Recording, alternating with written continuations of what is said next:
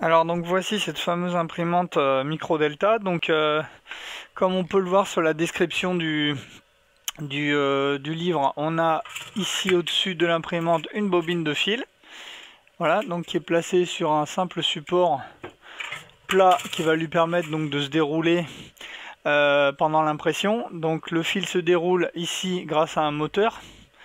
Donc un moteur et un système d'entraînement avec un galet. En fait, le fil est pris entre deux galets. Donc il y a un galet qui vient appuyer sur le fil avec un ressort et un galet qui tourne donc par l'action du moteur. Et donc le fil est pris entre les deux galets et va avancer. Donc il va avancer à l'intérieur de ce tuyau blanc ici et va descendre donc dans la tête d'impression.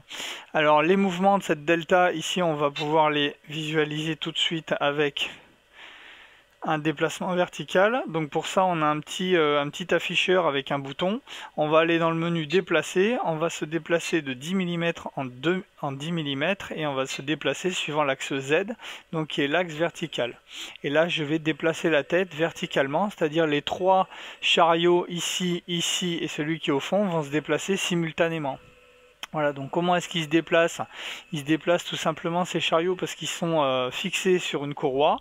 Voilà, et cette courroie donc est en circuit fermé entre une poulie ici qui est placée en haut et la poulie du bas donc qui est fixée sur un moteur. Donc on voit pas forcément très bien, je vais essayer de la déplacer.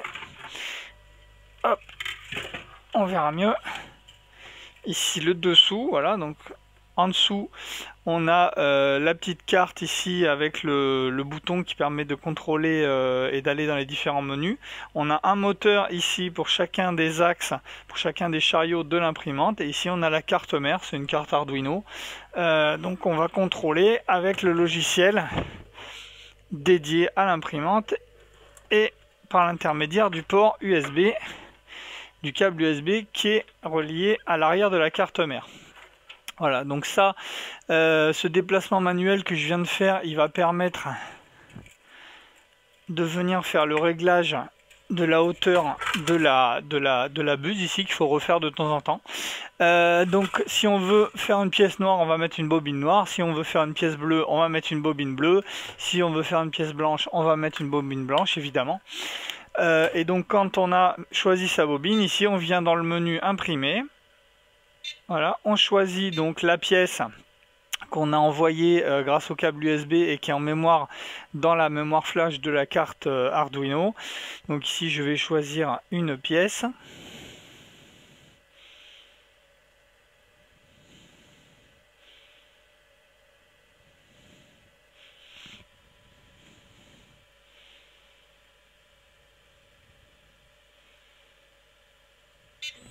Voilà, donc l'imprimante s'initialise, elle remonte ici sur des capteurs fin de course qui permettent de la repositionner correctement vis-à-vis du plateau chauffant. Donc maintenant que j'ai lancé l'impression, ici sur mon écran de contrôle, j'ai deux informations importantes, la température de la tête et la température du bed. Donc le bed, le lit, souvent sur les imprimantes 3D on parle de lit, en fait c'est le plateau. Donc ce plateau ici il est chauffant, hein, c'est pour ça que cette plaque ici en acier est surélevée grâce à des entretoises par rapport au châssis de l'imprimante, hein. Il y a une petite couche d'air ici, tout simplement pour ne pas avoir à chauffer l'ensemble du châssis métallique sur laquelle est placée en plus la carte, hein. Donc il n'y a que cette partie en acier ici qui va chauffer, donc grâce en fait à ce revêtement. Donc à l'intérieur de ce revêtement il y a une résistance chauffante, et donc là le plateau est en chauffe. Donc pour l'instant il est à 30 degrés. Il est en train de chauffer petit à petit et va monter à une température de 50 degrés. Quand ici le plateau aura atteint sa température de 50 degrés, alors la tête chauffante va se mettre en chauffe également. Donc je vais faire une petite pause pour zoomer là-dessus. Voilà, on verra mieux. Donc ici je suis à température ambiante encore au niveau de la tête, hein, c'est pas mis à chauffer, il fait 16 degrés dans la pièce, donc température 16 degrés, et le bed ici, le plateau chauffant est à 38 degrés. Voilà, donc là, ici le nom du fichier que j'ai choisi d'imprimer, ici un petit logo qui veut dire que le plateau est en chauffe. Ici on a la vitesse d'impression donc qui est de 100% par rapport à la vitesse que j'ai choisie et que je vais pouvoir augmenter d'ailleurs en tournant le bouton si j'ai envie pendant l'impression. Si je pense que je peux aller plus vite, je vais augmenter. Si je trouve que la qualité n'est pas au rendez-vous et que ça va un petit peu trop vite, je vais pouvoir baisser. Et ici, je vais avoir le pourcentage d'avancement de mon impression. Donc ici un chronomètre qui s'est lancé dès que j'ai démarré l'impression de la pièce. Donc ici déjà on voit que le temps de chauffe est compris dans le temps d'impression. Je suis déjà à 2 minutes 24 entre le moment où j'ai lancé l'impression et le moment où elle va démarrer, donc encore quelques minutes. Voilà, donc une imprimante 3D qui est relativement robuste, donc un châssis en acier plié qui est très épais, des belles tiges donc de guidage là en acier fortement allié, là c'est ce qu'on appelle du stube, donc c'est un acier qui contient du chrome et différents matériaux. Donc les chariots qui sont en plastique, les biellettes aussi qui sont en plastique injecté avec des petites rotules là, donc qui permettent d'avoir un montage rapide. Voilà, la tête d'impression avec donc les ventilateurs de refroidissement. Voilà. Et au-dessus, donc on voit le moteur de l'extrudeur, donc le moteur qui fait avancer le fil ici dans le petit tuyau blanc qui va à la tête d'impression. Voilà, donc ici on a une petite molette qui va permettre ici de changer la bobine de fil, c'est-à-dire de faire ressortir le fil qui est à l'intérieur du tuyau blanc et qui descend jusqu'à la tête d'impression. Voilà, quand on veut changer la bobine de fil, ici on appuie là, comme ça, là, hop, pour débrayer en fait le galet presseur du galet d'entraînement, et on va faire tourner cette molette pour faire ressortir le fil et pouvoir changer la bobine. Alors ici, où est-ce que j'en suis? Donc je suis à 50 degrés pour le lit et je vais bientôt arriver aux 210 degrés de la température de la tête, donc l'imprimante ne va pas tarder à démarrer. Voilà, encore quelques degrés et elle va commencer à imprimer. Non, elle a commencé avant. Voilà, donc ici on voit le mouvement de cette imprimante 3D de type Delta avec les chariots donc qui montent et qui descendent, et tous ces mouvements en fait sont liés à la trajectoire de la tête qui se fait sur un plan. Donc une relation mathématique, une formule mathématique qui permet de calculer en fait le déplacement vertical de chacun des chariots pour obtenir un certain mouvement horizontal selon la forme de la pièce. Voilà, on voit ici les moteurs, les courroies qui bougent. Voilà, un petit zoom sur la poulie d'entraînement d'un des chariots. Et la tête d'impression donc qui se déplace sur un plan horizontal pour faire une première couche, une deuxième, une troisième, ainsi de suite. Alors à la question 3, on nous demande quelle orientation de la pièce sur le plateau chauffant doit-on privilégier pour limiter la création de matériaux supports. Donc on va pouvoir répondre à la question là en lançant donc le logiciel, un logiciel en tout cas qui permet de préparer le fichier d'impression. Donc ici j'ai utilisé le logiciel Cura, c'est un logiciel qui est gratuit, qui est pas mal. Donc je vais ouvrir mon fichier. Voilà, et ma pièce donc va se positionner toute seule sur le plateau chauffant. Alors le truc c'est que l'orientation par défaut n'est pas forcément la bonne. Donc ce que je vais faire là, déjà je vais la tourner face à moi pour un peu mieux voir ce qui se passe. Et je vais essayer de regarder si cette orientation est bonne ou pas. Donc pour préparer le fichier d'impression, ici il faut appuyer sur découper. Donc slice en anglais, ça va permettre de trancher la pièce en un certain nombre de couches, et donc chaque couche va être imprimée l'une après l'autre. Donc qu'est-ce que je peux choisir ici comme paramètre? La qualité, donc qui va pouvoir donc qui correspond à la hauteur de chaque couche, qui peut aller de 0,12 mm à 0,28 mm sur cette imprimante là, la Creality Ender 3. Je vais pouvoir choisir le remplissage, donc entre 0 et 100%, on va voir à quoi ça correspond après, et je peux choisir de faire un support ou pas. Donc si je choisis de faire un support, ça dépend de la forme de ma pièce. Ici, telle qu'elle est positionnée, je vais avoir ici une zone vide, et au-dessus de cette zone vide, j'ai de la matière. Donc forcément, la matière ne peut pas être créée dans le vide. Donc il va falloir justement créer un support. Alors l'adhérence, c'est pour les pièces qui sont petites et qui risquent de ne pas accrocher correctement sur le plateau. On va pouvoir choisir ici des options d'adhérence qui permettent d'augmenter la zone d'impression de la première couche qu'on va détacher après. Donc ici je clique sur découper et je vais aller voir l'aperçu. Donc là il m'annonce 3h35, 29 grammes de plastique, 9,85 m de fil. Donc ici dans l'aperçu, ce qui est pas mal, c'est que je peux voir justement le support qui a été créé pour cette cavité là et le support qui a été créé aussi pour chacun des trous. Et si ici à droite je redescends avec mon curseur, je vais pouvoir visualiser ce qui va se passer couche après couche. Donc la première couche est toujours pleine. Et alors plus j'avance, plus je vais pouvoir m'apercevoir des alvéoles, en fait, des cloisons qui sont créées à l'intérieur. Et ça correspond à mon paramètre de remplissage. Ici, je choisis 30%.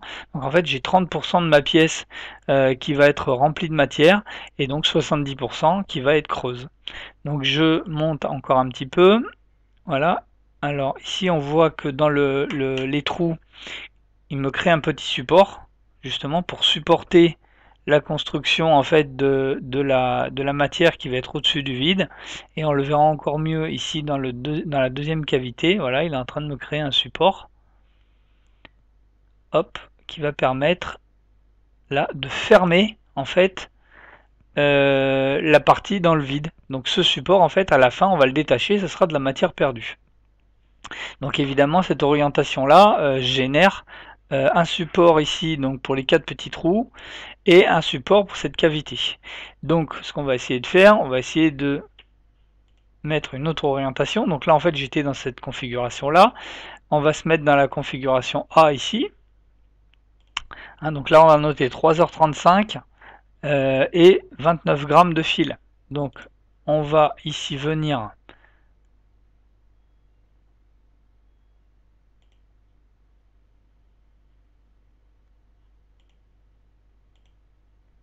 on va enlever la rotation simplifiée. Non, ça veut pas.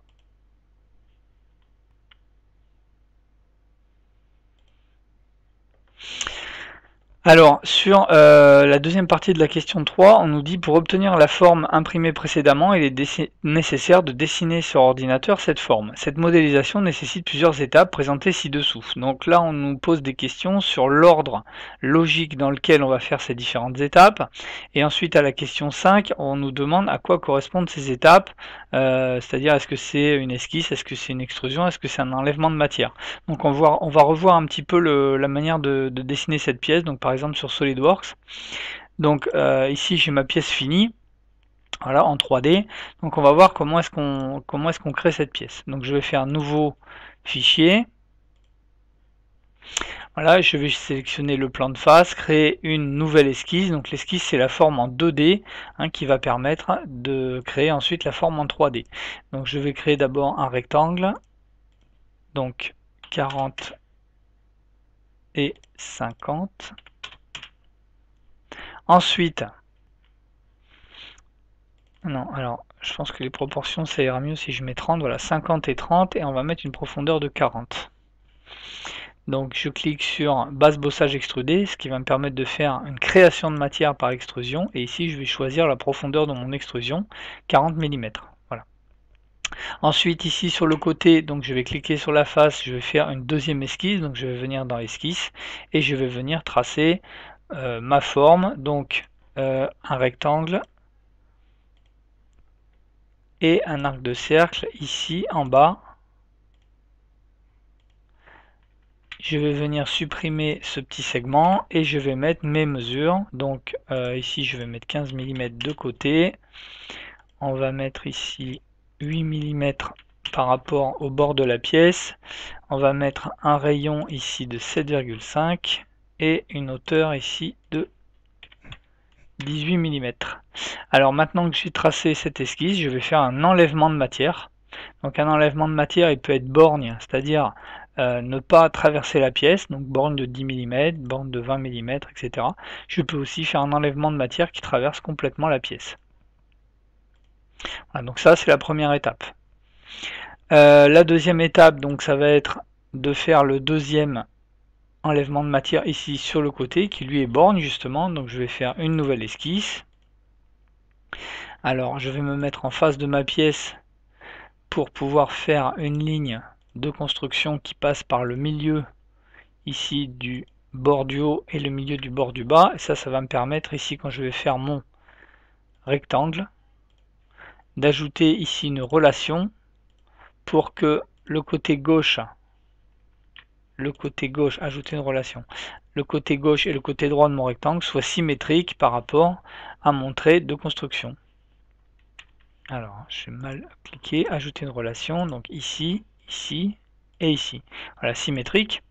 Donc maintenant, je vais pouvoir faire mon arc de cercle en bas, comme j'ai fait tout à l'heure, arc de cercle, et mettre maintenant mes mesures. Donc 15 mm, 18 mm, et supprimer donc le petit morceau de segment qui est là. Voilà, et donc maintenant je vais pouvoir faire à nouveau un enlèvement de matière, mais borgne cette fois-ci, par exemple 20 mm. Voilà, et la dernière opération, ça va être de percer donc les trous qui sont débouchants, donc je peux les tracer, mais les cercles qui vont me permettre de faire ces trous, je peux les tracer sur cette face, ou alors carrément en dessous, hein, donc ça revient au même. Donc je vais me mettre ici, nouvelle esquisse, je vais me mettre en face de mon plan de dessin, je vais faire à nouveau une ligne de construction, mais cette fois je vais en faire une horizontale et une verticale, donc ça va me permettre de travailler justement par symétrie. Donc une ligne de construction verticale, cette ligne de construction verticale, je vais la rendre symétrique par rapport aux deux bords de ma pièce, symétrique, voilà, et là ça va me permettre donc de tracer un cercle ici et de venir donc le symétriser par rapport à ma ligne de construction verticale, et ensuite de refaire la même chose, de prendre mes deux cercles et de venir les symétriser par rapport à ma ligne de construction horizontale. Donc ça me permet d'avoir une symétrie totale, c'est-à-dire si je bouge un cercle, les quatre bougent de façon symétrique à l'horizontale et à la verticale. Même chose pour le diamètre, si j'augmente un diamètre, ils vont tous augmenter. Donc quand j'ai fait ça, en fait, j'ai plus qu'à mettre la mesure d'un de mes cercles. Donc là, je vais mettre 3,5 et de mettre ici une cote, c'est 42 je crois, d'écartement entre les centres de mes trous. Voilà, mon esquisse est terminée, donc je vais faire le troisième enlèvement de matière ici pour traverser complètement la pièce, donc ici à travers tout. Voilà, et ma pièce est terminée.